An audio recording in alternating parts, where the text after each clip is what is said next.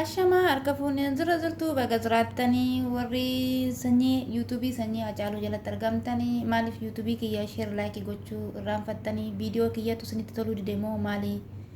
ilmaan Oromoo maali sheer laayikii gochuu nan irraanfatinaa isiniin jedhaa warri maatii kiyya ta'uu barbaadan sheer laayikii gochuu akka hin irraanfanne kabajaaf jaalalaan isiniin gaafadha ilmaan Oromoo marti keessanuu yoomiyyuu isiniin jaalladha viidiyoo biraa qabadhe isinii dhiyaadhe yeroo ammaa haala amma deemamaa jiru irratti yeroo laallu jechuudha waan abdii nama kutachiisuudha yookaan waan tabsaa nama kutachiisuudha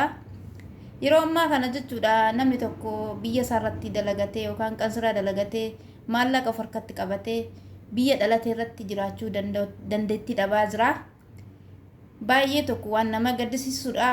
yeroo laalaa jirtanis immoo waan tabsaa nama kutachiisu dhugaa rabbii jiru kan nama dhibuu keessaa jechuudha yeroo ammaa kana jechuudha abbaan maallaqa qabu abbaan qabeenya qabu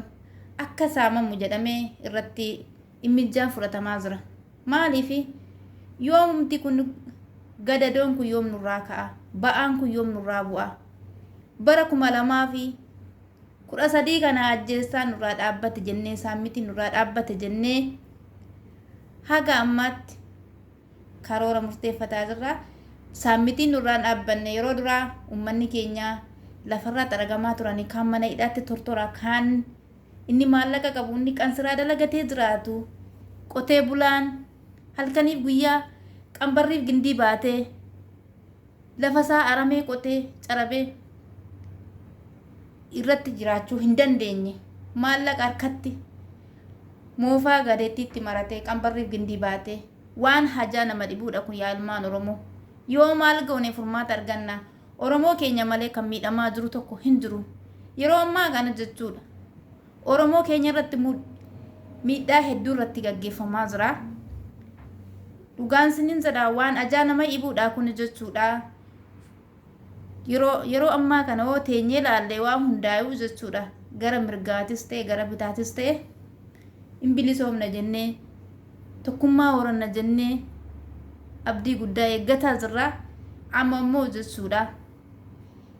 ilmi namaa tokko jechuudha qabeenya isaa dalagatee yoo nagdii isaatti nagadattee jiraachuu hin dandeessu biyya dhalattee guddattee irratti biyya kee irratti gadi baatee waa tokko nagaddee daldaltee jiraachuu hin dandeessu nagaddee jiraachuu hin dandeessu kun maali furmaan isaa yoo maal goone nurraa cita Oromoo keenya kaan ofii qalanii daggalatti darbatanii bineensa nyaachisanii kaan saamicha akka saamamu saamicha irratti gad lakkisanii biyya seera qabu jennamoo biyya seera hin qabne jenname yaanni ammaa yeroo ammaa kana keessa jiru jechuudha waan tabsaa nama kutachisiisuudha maaliif gochi inni ammaa ilmaan Oromoo isaa amma uffannisee kanarratti yeroo laalamu jechuudha uffannisee akka harka isaatiin uffannisee yoo maaltu beekaa beektuu ilmaan Oromoo waa tokko beekuu nama barbaachisa maaliif akka inni harka isaatii uffannisee maaltu beeka warruma maallaqa sanarraa saameetu isaanumatu uffannisee biraa malee ka biraa hin tuffannise kanaafuu viidiyoon kiyya kanaan dhaabbata dabalata ammoo Saaraa Sabboontuu viidiyooti sheer godhaa jirtu kun waan shamarreen biyya ormaa jirtu waan shamarreen mana arabaa keessa jirtu waan miidhaa irra ga'u malee waan keerii gorsaa hin jirtu isin jedha obboleettii kiyya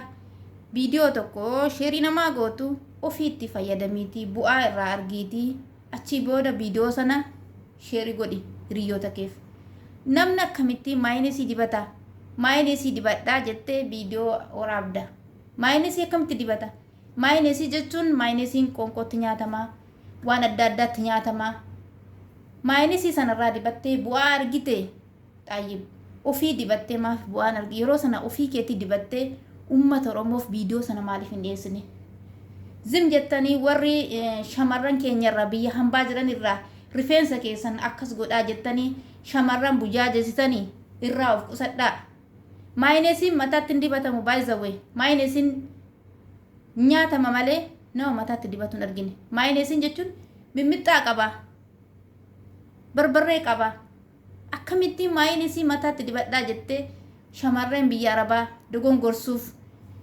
walii gadhoofta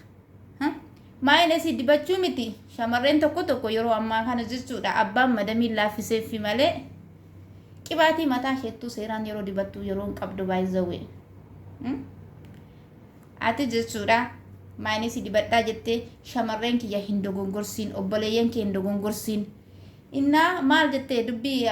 viidiyoo kee keessatti yeroo caqasan Saaraa namni wallaallee hin jiru Saaraan viidiyoo kana maayinesii dibadhaa jettee yeroo baay'ee maayinesii kanas gabaasiti yaa obboleen akaraa yaa shamarran biyya arabaa waanuma tokko waan miidiyaa irratti argitan fuutanii rifeensa keessanitti gadi naqxanii rifeensa keessanii hin taphatina Saaraan viidiyoo kana kan waraabdee ofii isheetii dibattee ummata Oromoo agarsiistee maayinesii sana ofii dibattee agarsiiftee bu'aa tokko irraa argitee bu'aa sana hiriyoota isheef qooduu yookaan obboloota isheef qooduu yookaan akkasumattiin wanta tokko too hin argin wanta tokko arge jettee maayinesii kushinaa arabaa keessaa gurtee firiizii arabaa keessaa gadi gurtee maayinesii dibadhaa jechuun sheemii dhabar bu'aa maayinesii akka qabu ofii dibattee itti fayyadamtee agarsiisuu qabdi. By the way shamarreen keenya obboleen keenya kan bu'aa sinii qabu warri feetan warri sinii danda'ame zayitii kookineet sana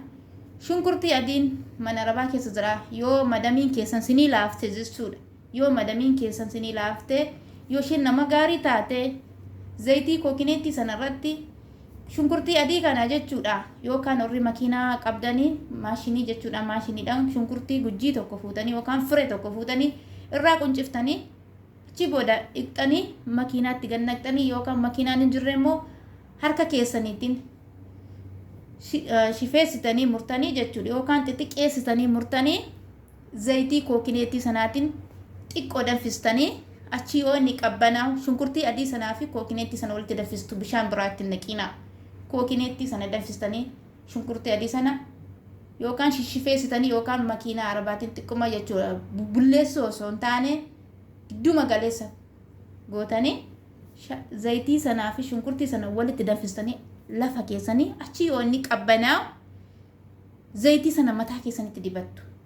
dibattanii booda guyyaa maalii dibattu jimaata dibattanii guyyaa feetan dibattan mirga keessan maaliif guyyaan isinii beellamuu hin danda'u fakkeenyaaf yoo jimaata dibattanii ifama siniin jedha ilmaan Oromoo ifama naa godhaa bakka dogongoretti saba kiyya wanta taataniif ifama sin gaafachuu qaba kanaaf jechuudha viidiyoo sana kamisa galgala yoo dibattanii xiqqoo mataa keessanitti feestaalii xiqqoo mataatti marattanii irraan shaarbii marattanii shunkurtiin adiin egaan tiraa foolii qabaa fooliidhaa tiraa sin irra ciiftan sana fooliin sadafeerraan badu baay'izawee mataatti marattanii achumaan ciiftu ganamoo kaatan sabbaatanii filattanii makiinaa keessan irra ooffattu dabalatammoo warri lakki kuni nuun hin danda'amu jettanii obboloota keenya warri yaada akka Zaaraan jettu Zaaraa YouTube namni hin beekne hin jiru yeroo kana jechuudha namoonni tokko tokko illee jechuudha by the way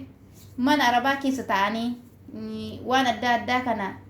hordofuun illee ulfaataadha warri rabbi isinii laaffisa isinii danda'ame raatiba keessan yookaan damoosa keessan yookaan maallaqa keessaniitiin madamii keessan faana yoo isheen suuqii deemtu faana suuqii deemtanii makiinaa mataa kan itti irree itti afuuffattanillee kan irraa tokkofattanillee bitachuun yaada gaarii yaada quubsaa